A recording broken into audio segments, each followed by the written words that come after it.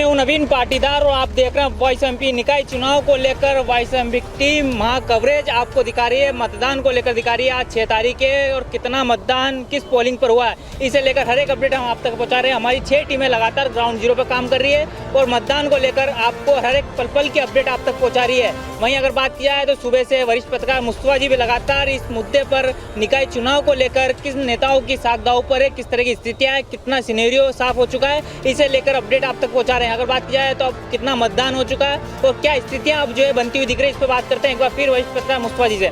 मुस्तफा जी, क्या स्थितियां अब जो धीरे धीरे साफ होती दिख रही है? स्थितियाँ ये हो रही है कि ये इलेक्शन मतलब वॉइस ऑफ एमपी, जिस तरह से ग्राउंड जीरो से रिपोर्टिंग जो पहले दिन से वॉइस ऑफ एमपी की टीम कर रही है, लगातार लोग वॉइस ऑफ एमपी को देख रहे हैं, उससे अपडेट हो रहे हैं। दूसरी खास बात कि जैसा कि हमने सुबह देखा था, चुनाव शुरू हुआ था, मतदान जो है धीमा था, लोग उतने निकल के पोलिंग बूथों तक नहीं आ रहे थे। लेकिन इस समय जब घड़ी के अंदर करीब 1 बजने वाले हैं, अभी जो दिखाई पड़ रहा है वो ये दिख रहा है कि पोलिंग बूथों पे भारी भीड़ नज़र आ रही है। ख़ास तौर पे कई मतदान केंद्र जो हाई प्रोफाइल है, जहाँ पे बड़े ताकतवर उम्मीदवार चुनाव मैदान में है, वहाँ पर इस समय दोनों ही तरफ पार्टियों ने, निर्दलीयों ने, आप पार्टी ने पूरा जोर लगा दिया है और अपने पक्ष में मतदान कराने की कोशिश की जा रही है। इस समय जो ट्रेंड और ट्रैक जो मतदान का दिखाई दे रहा है, ऐसी संभावना है कि शाम होते होते करीब 80% मतदान नीमच में हो चुका होगा। ये अलग बात है कि आज सुबह जब मतदान शुरू हुआ था तब उसकी गति बेहद धीमी थी और उतने मतदाता पोलिंग बूथ पर नहीं पहुंचे थे जितना जैसा अंदाज़ा लग रहा था। लेकिन अभी जब 11 बजे और 11 बजे के बाद से एकदम तेज़ी आई है और ख़ास तौर पे जो अल्पसंख्यक पोलिंग बूथ है या कई पोलिंग बूथ वैसे जहाँ पर जातिगत समीकरण है, जहाँ पे सिंधी समाज है, जहाँ पे जैन समाज है, यादव समाज है, तो वहाँ देखने में आ रहा है कि अपने पक्ष के उम्मीदवार के फेवर में वोट करने के लिए मतदाता बड़े पैमाने पर घरों से निकलता दिखाई दे रहा है। नवीन, हाँ मुस्तफा जी, बात की जाए तो अब धीरे धीरे जिस तरीके से पोलिंग बूथ पे भीड़ दिख रही है तो जो प्रत्याशी है उनकी धड़कनें भी तेज होती जा रही है, उनकी साख दांव पर है। अगर बात की जाए वार्ड नंबर 25 की बात करें या फिर वार्ड नंबर 14 की करें, जिस तरीके से बार बार हम कह रहे हैं, तो क्या मानते हैं कि क्या माने धड़कनें तेज हो रही है? धड़कनें तेज हो रही है नवीन, साख दांव पे है। और जिन लोगों ने जिस वार्ड में अपने चाहते उम्मीदवारों को खड़ा किया था, प्रचार में जुटे थे, यदि हम इस समय जहाँ पे खड़े हैं आप देखें, ये जो पोलिंग है ये सिंधी कॉलोनी और रिसाला मस्जिद का पोलिंग है। यहाँ पर प्रकाश मोटवानी और मनोहर मोटवानी में कांटा जोड़ टक्कर है और जो सिंधी समाज के मुखी मनोहर अर्जनानी वो गोलू प्रकाश मोटवानी के फेवर में प्रचार में लगे थे।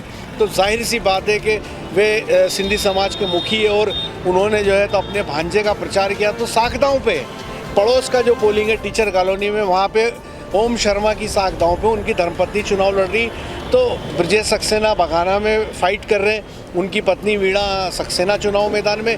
तो ऐसे तमाम सिनेरियो जो है हमारे सामने। दूसरा, इस चुनाव के अंदर बागियों की बगावत ने कांग्रेस और भाजपा दोनों को ही तकलीफ में डाला। कांग्रेस तो इसकी आदी है बगावत की, लेकिन बीजेपी के अंदर जितने बड़े पैमाने पे बगावत हुई, भाजपा को उसका सामना करने में बड़ी मुश्किल है। इसीलिए आज सुबह वार्ड प्रभारियों की घोषणा जिला अध्यक्ष पवन पाटीदार ने की। तो और एक और ख़ास बात है कि वोटिंग शुरू जिस दिन से हुआ, जिस दिन से नाम अनाउंस हुए, उस दिन से आज तक कई परिस्थितियाँ आई और वोटर के दिमाग में कई बातें आती, कई उतार चढ़ाव आते, कई चीज़ें बदलती रहती है। लेकिन इस चुनाव में हवा में 2 मुद्दे प्रमुख रहे, नगर पालिका का करप्शन और बंगला बगीचा।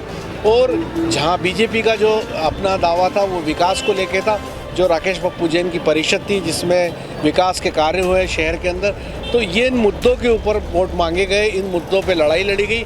और एक जैसा कि इस समय दिखाई दे रहा है पूरे शहर में आप घूम रहे, मैं भी अभी खुद वोट डाल के आया हूँ और मैंने जो देखा है कि इस समय बड़ा हुजूम पोलिंग बूथों पे वोटर्स का आ रहा है और वोट डालने में भारी उत्साह दिखाई दे रहा है। नवीन, मुस्तफा जी, कहा जाता था कि जिस पोलिंग पे ज़्यादा मतदान होता है तो भारतीय जनता पार्टी को वहाँ से फ़ायदा होता है, क्या माने किस तरीके से ये समीकरण बैठते हैं? देखिए नवीन, ये शहर का संग्राम है, इसमें इस तरह की कैलकुलेशन लगाना थोड़ा मुश्किल है। विधानसभा लोकसभा के अपने अलग वो होते हैं और अब देश के अंदर सिनेरियो बदल चुका है।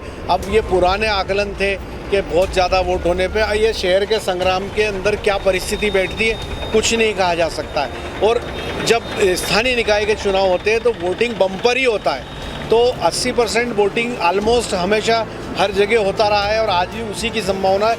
80 से थोड़ा ऊपर जा सकता है, क्योंकि जितने भी पार्षद प्रत्याशी चाहे वो निर्दलीय, बीजेपी, कांग्रेस, सबने ताकत झोंक दी है। मुस्तफा जी, अगर बात की जाए तो क्या माना जाए शाम तक जो स्थिति क्लियर हो जाएगी कि कैंडिडेट के चेहरे पे एक मुस्कान दिखाएगी कि उसको कितना जो है पोलिंग को फायदा मिला, ये माना जाए? बिल्कुल सही है। जो लोग अंदर पोलिंग बूथ के अंदर जो पार्टी के एजेंट बैठते हैं, जो एक उनके पास शीट रहती है जिस पे वो टिक करते हैं कि कौन वोटर आया, तो जो वोटर आता है उसकी बॉडी लैंग्वेज होती है, वो जिस एजेंट के पास जाता है अपने वोट का पूछने जाता है, उससे एक अंदाज़ा लगता है कि ये वोट जो है किस तरफ जा रहा है और वो संतुष्टि कर लेता है। तो निश्चित बात है कि एक जो कैंडिडेट है उसको जो रुख है वोटिंग का, जो हवा का रुख है, वो भी पता चलता है कि किस तरफ हवा बह के जा रही।